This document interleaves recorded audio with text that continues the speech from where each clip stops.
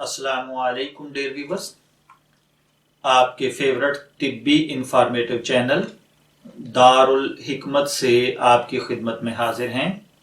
हमारा आज का टॉपिक है सेहतमंद अफराद का ब्लड शुगर लेवल कितना होना चाहिए। जिंदगी किसको प्यारी नहीं होती, मगर अच्छी सेहत के बगैर जीना आसान नहीं होता और वो जहन्नम जैसी लगने लगती है। और मौजूदा अहद में जो मर्ज इंसानों के लिए सबसे ज्यादा मुहलक साबित हो रहा है वो शुगर है। शुगर वो मर्ज है जो दीमक की तरह खामोशी से इंसानी जिस्म के अंदरूनी आज़ा को चाट जाता है और अगर इसके बारे में बरवक्त मालूम ना हो सके तो ये बेनाई से महरूमी से लेकर गुर्दों के फेल होने और दीगर लातादाद तिब्बी मसाइल का सबब बनता है।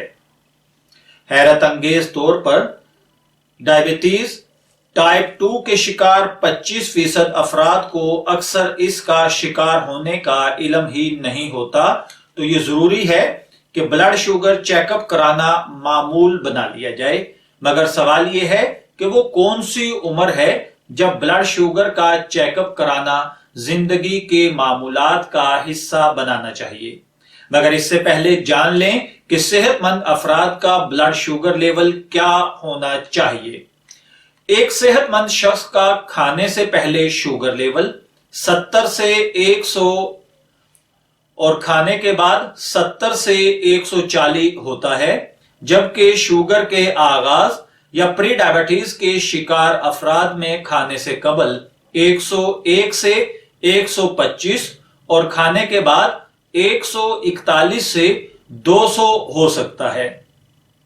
डायबिटीज के शिकार अफराद में खाने से कबल ब्लड शुगर 125 या इससे ज्यादा, जबकि खाने के बाद 200 या इससे जायद हो सकता है। किस उम्र या अनासर को देखकर ब्लड शुगर चेकअप की आदत को अपनाना चाहिए?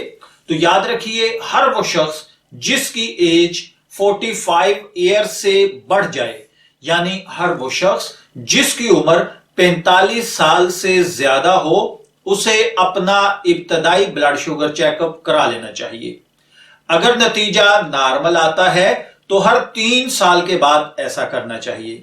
अगर जिस्मानी वजन बहुत ज्यादा बढ़ जाए तो भी ब्लड शुगर चेकअप कराना हर 1 से 3 महीने के अंदर करा लेना चाहिए। जबकि high blood pressure, cholesterol level और इसी तरीके से हर वक्त बैठे रहने वाले या अमराज़े कल्ब की सूरत में मुब्तला लोग इस चेकअप को अपनी आदत बना लें।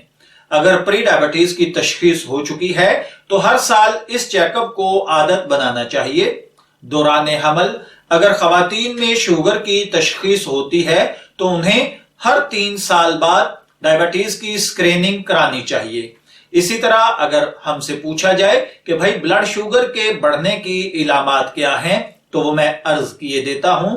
सबसे पहले नंबर पर है बहुत ज्यादा प्यास का लगना, फिर है बहुत ज्यादा पेशाब आना, खास तौर पर रात को, वजन में कमी होना, जिल्द पर खारिश होना, जख्म जो मामूल की बजाय बहुत देर से भरते हों।